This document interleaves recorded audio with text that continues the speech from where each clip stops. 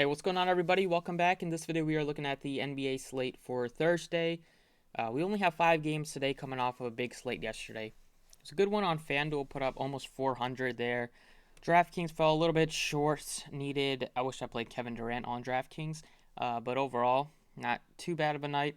Let's go ahead and get into it. As always, if you enjoy the videos, appreciate it for the like button. Subscribe if you haven't already. You can check out the sponsor, Prize Picks. You can use my code PROCESS for deposit match up to $100 if you are new there.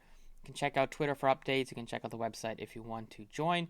And let's get started with the point guard picks. Ja Morant hasn't played the last few games. I don't think he's going to play today. It's a back-to-back going up against a pretty lowly Indiana team, and they haven't even really missed a beat without Ja Morant. Continue to win games. Nice victory last night against basically almost a full strength Brooklyn Nets team, still without Ben Simmons, but never know when Ben Simmons will get back on the court. So I don't think Morant's going to play today, but we'll have to wait on the official word. If he is out once again, you're going to be looking at Tyus Jones, Dillon Brooks. Those are the good plays. You have Jaren Jackson, Bane also. That's two other guys that you can look to. Garland is 97. He's been playing great.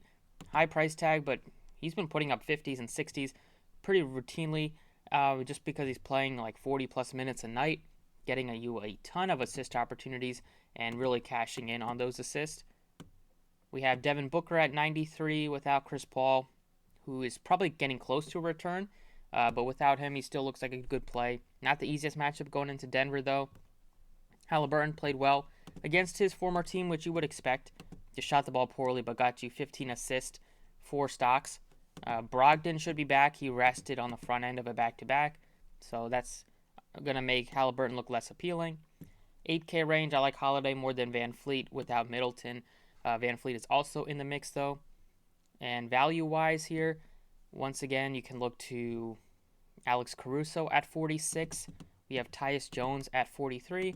Assuming there's no Morant once again, like I mentioned yesterday, Tyus Jones didn't even come in that popular because there were so many good point guard plays that he wasn't even like the chalk point guard in cash games. It was Davion Mitchell.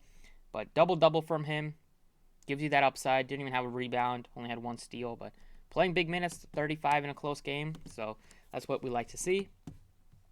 Over at shooting guard, pay-ups are Booker and McCollum. Ingram is doubtful today, so McCollum still looks good. Halliburton looks worse than those two top guys. Value-wise, we'll see if Zach LaVine's able to play or not. If he's not, I think LaVine and DeRozan are both questionable for today. Check on DeRozan. Yeah, they're both questionable. Hopefully they both play.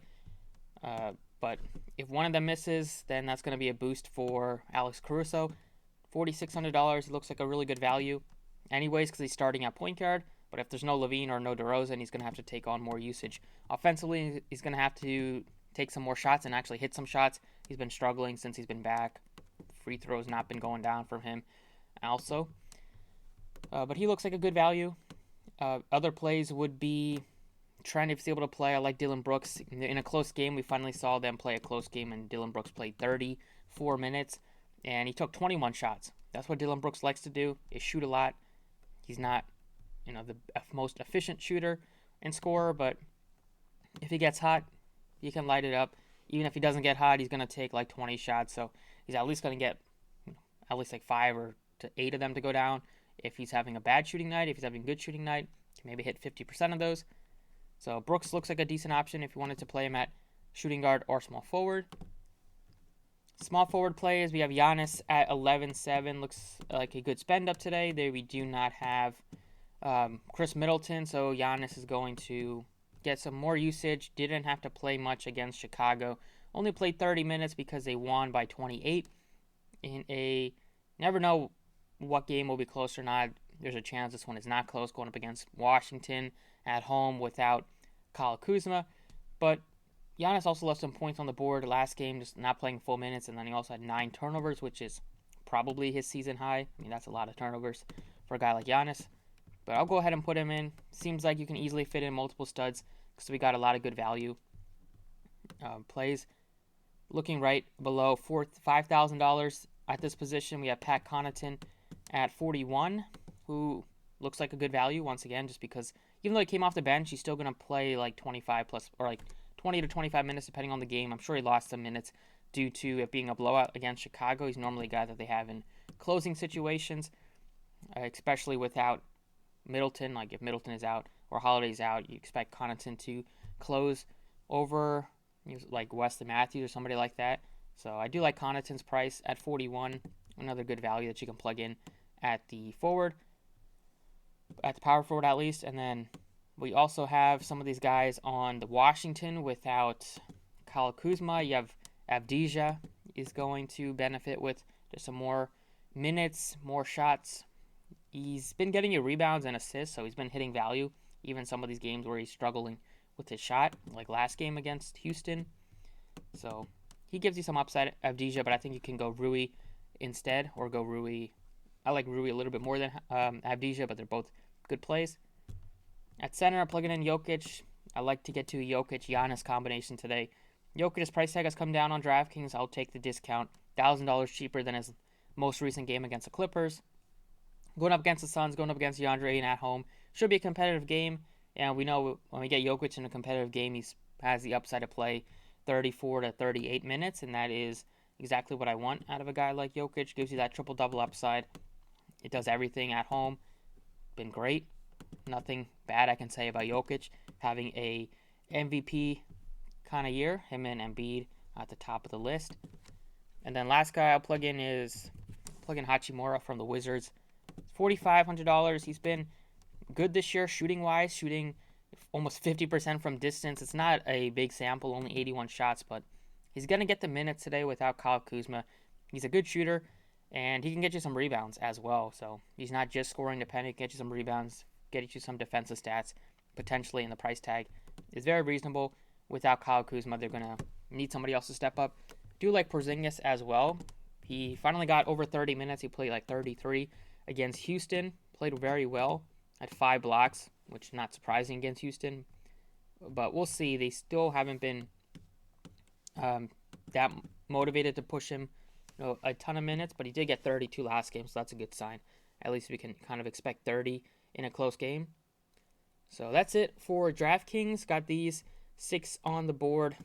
Studs with Jokic, Giannis, lots of good value with Tyus Jones, Caruso, Connaughton, Hachimura. You got more with Avdija. You can try to get up to Jrue Holiday if you wanted to. But we got a lot of good value. You even have like Precious Achiuwa at the bottom. You have Monty Morris. That's another good value. Brook Lopez is back and starting at center again. He looks like a good value. So pretty easy to fit in the 2 superstars, and that's something I want to do today. So that's it on DraftKings. Let's go over to FanDuel. All right, on FanDuel, a little bit of a different story because we got some good pricing on some of these guys here. So starting off at point guard, I like Garland at 95. You can play him at 2 spots. You have Jrue Holiday at 82. Also looks appealing.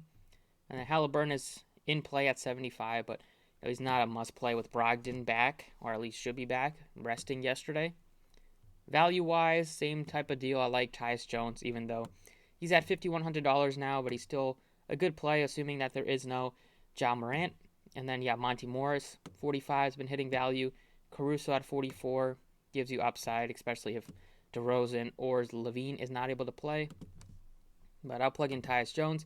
Still gives you 6x or more upside at that price tag. At shooting guard, like Garland, like Holiday, Booker. Ingram is doubtful, so you can make a case for McCollum as well. I'm not paying 75 for Desmond Bane, or I do like Levine if he's able to play at 72, but Halliburton at 75 makes some sense, but you can go Brogdon, say 500 if you wanted to, or go down to even some better value. We have some of these guys on Milwaukee, 48 for Connaughton. He looks better on DraftKings. I'd rather get to 44 for Alex Caruso. He looks good anyways, even if they're fully healthy, but if, not fully healthy, they're still missing Lonzo, but if Levine and DeRozan are in, but if one of them is out, Caruso looks like a really, really good value. And then you even have Will Barton. He's been kind of quiet since he's been back, but 42 is super cheap for a guy that still plays good minutes in any sort of close game. Small forward, I'll get up to Giannis at 11.4. Other plays are going to be some of these value that we have. You have Dylan Brooks below 6,000 at 59. We have Connaughton, looks fine. LeVert is only 49. They said he's going to see increased minutes, and then he didn't play much.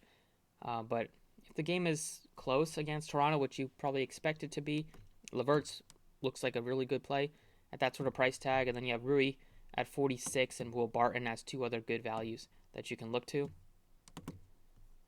Power forward, Siakam is nicely priced at 85. I like Porzingis at 83. Just to get those extra bonuses on FanDuel for the blocks, which you can rack up. And without Kyle Kuzma, just a lot of usage. We saw him play 32 minutes, so at least that is there for a type of ceiling, even if he only plays like 28 to 30. Still gives you upside without Kuzma, and the price tag is going up, but he's still going to just take on a lot of usage and hopefully get you some rebounds and not just be a scoring threat. Other plays would be Jaren Jackson at 66, and then Rui as a value, and Precious Achiuwa as a value at 47. Over at center, you can easily get up to Jokic if you wanted to, but you do have Vooch at 67, and that price tag is just so cheap. It's tough to pass up on Vooch, especially if they're missing one of their other studs, and he would be very tough to get away from. And then you have Brook Lopez is 49, so they priced him up a little bit. Achiuwa looks good, 47, but you can play him at power forward instead. I just think that Vooch is too cheap at 67. We normally don't get him at this price tag. I mean, he's averaging 41 fantasy points, so that's well over 6x just based on the price tag alone. So that's it for the FanDuel picks, and that's about it for the video. Thank you for watching, and stay tuned for Twitter for updates, and best of luck tonight, and I will see you all next time.